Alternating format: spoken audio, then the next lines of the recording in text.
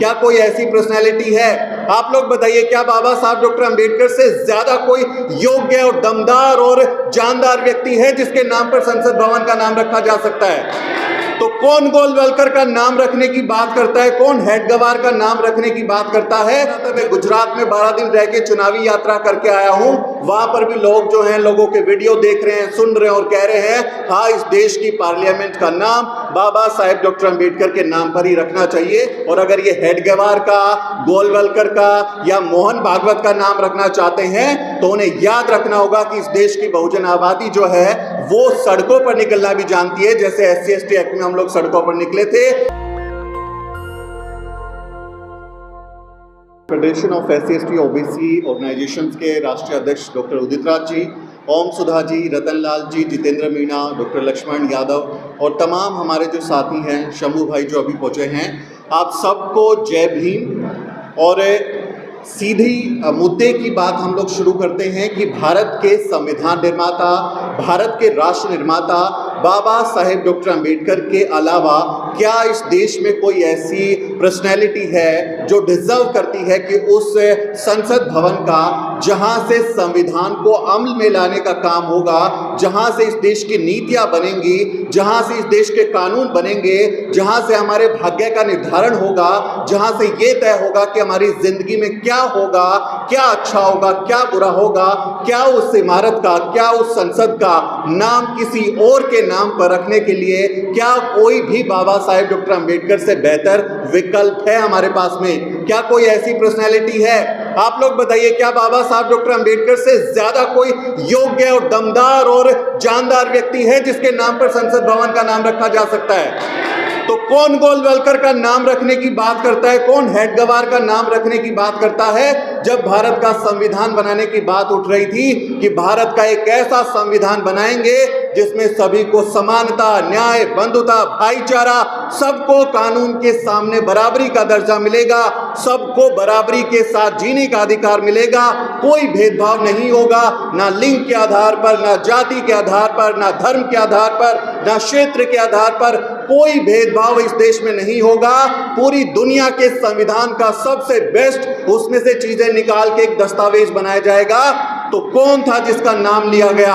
Baba Saheb doctor Ambedkar, क्योंकि उस वक्त भी भारत की संविधान सभा में इस देश का भविष्य निर्माण करने के लिए बाबा साहेब डॉक्टर अंबेडकर से योग्य व्यक्ति कोई नहीं था। उनसे ज्यादा पढ़ा लिखा, कानून को समझने वाला, पूरी दुनिया की किताबें पढ़ के, पूरी दुनिया के कानून को समझ के अच्छे अच्छे आर्टिकल हमारे संविधान में डालने वाला बाबा साहेब डॉक्टर अंबेडकर से योग्य कोई व्यक्ति नहीं था। इसीलिए बाबा साहेब डॉक्टर अंबेडकर को संविधान सभा का अध्यक्ष बनाया गया, वरना ये संविधान सभा में जाने भी नहीं देते हमारे लोगों को।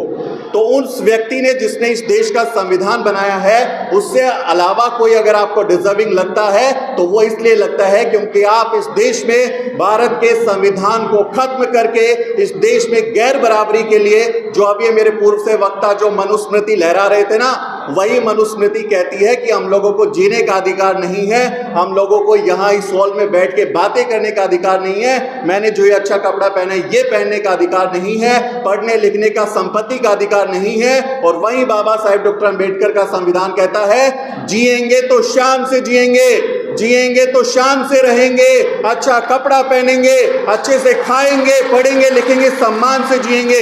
तो हमें सम्मान से जीने का अधिकार देने वाले बाबा साहेब डॉक्टर अंबेडकर के नाम पर इस देश की संसद का नाम रखने का जो ये अभियान है, उसमें हम लोग तन मन धन से साथ हैं। और डॉक्टर उदित राज, डॉक्टर ओम सुधा, इन लोगों को धन्यवाद कि इन लोगों ने ये मुहिम शुरू की। अभी जिक्र हो रहा था, मैं गुजरात में 12 दिन रह के चुनावी यात्रा करके आया हूं।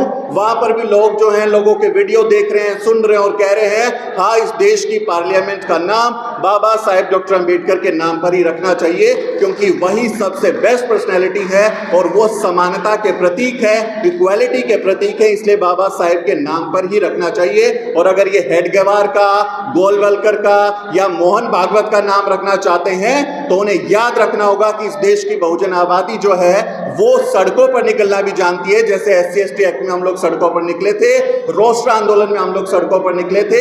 हम बाबा साहेब डॉक्टर अंबेडकर के सम्मान में में शांतिपूर्ण तरीके से विरोध प्रदर्शन करने का अधिकार रखते हैं और हम दिल्ली में भी आवाज उठाएंगे और अपने बाबा साहेब के सम्मान में ये काम तो कम से कम नहीं होने देंगे कि जहां संविधान चलेगा, जहां कानून बनेंगे, वहां गोलवलकर की तस्वीर लगा दें और उसके नाम पर आप देश की संसद का नाम रख दें। तो हम ये नहीं होने देंगे। मैं अपना पूर्ण समर्थन इस कैंपेन को देता हूं।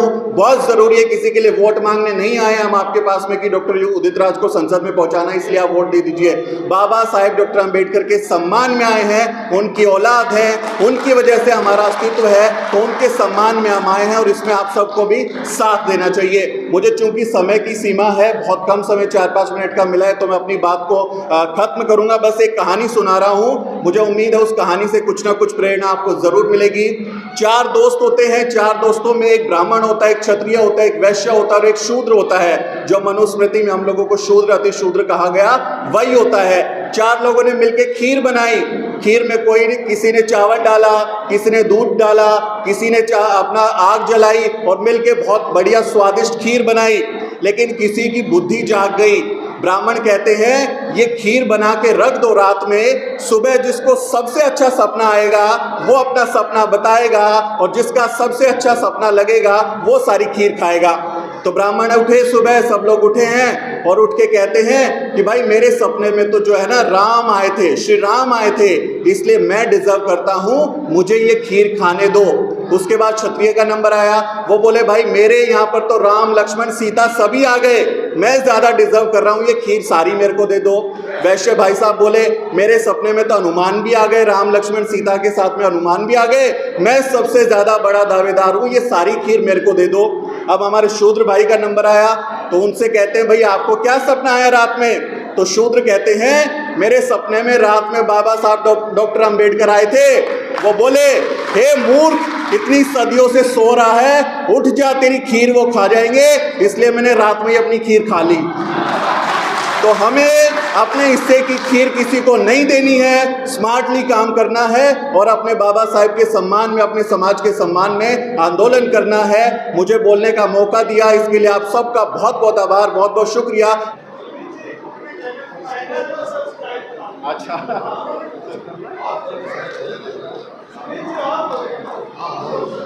देखो समय सीमा है।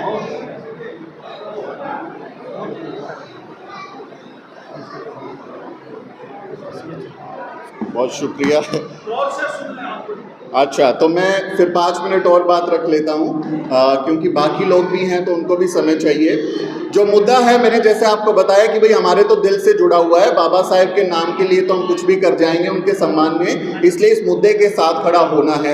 इसके अलावा हमारे समाज के साथ जो उत्पीड़न है, जो हमारे अधिकारों पर हमला है, आप लगातार देखें कि भारत में हमारे वंचित समाज के साथ इतने उत्पीड़न हो रहे हैं, चाहे वो हाथरस का केस हो, लखीमपुर खीरी का केस हो, आपके यहाँ कछुआ का केस हो, हमारे साथ इतने बुरे बुरे व्यवहार हो रहे हैं कि अगर हमने अब नहीं बोला, इस वक्त पे हमने अपनी आवाज नहीं उठाई, तो क्या फिर हमको बोलने लायक छोड़ेंगे? क्या बोलने लायक छोड़ेंगे?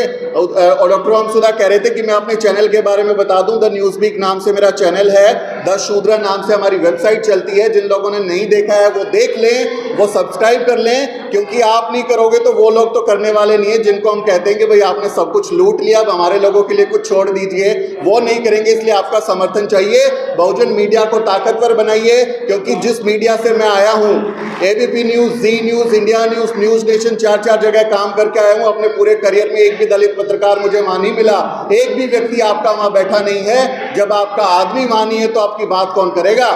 परसों न्यूज लॉन्ड्री ऑक्सफैम की रिपोर्ट आई है, भारत का media 90%, 90% of Indian media is dominated by the upper caste only.